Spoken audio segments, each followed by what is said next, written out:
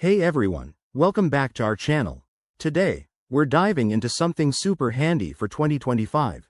How to add your UPass to Apple Wallet. Whether you're a student rushing to class or a commuter on the go, this feature will make your life easier by keeping your pass right on your iPhone. Let's get started. First things first, ensure your iPhone is running the latest iOS version. Apple updates these things frequently to keep everything secure.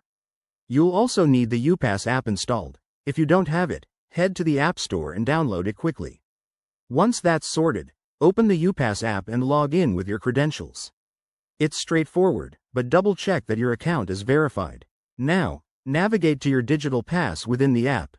Look for the option that says, Add to Apple Wallet, or something similar. It's usually a prominent button.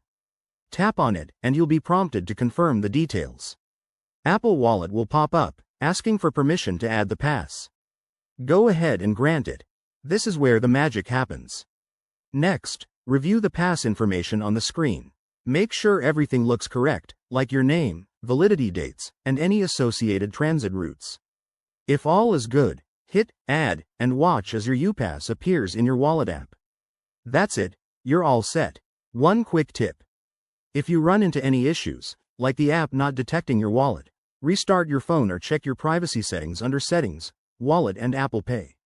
This process is designed to be user-friendly, so you should be up and running in under a minute.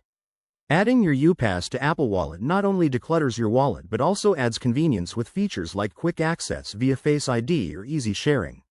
If you found this helpful, give this video a thumbs up and subscribe for more tech tips. Thanks for watching, and see you in the next one.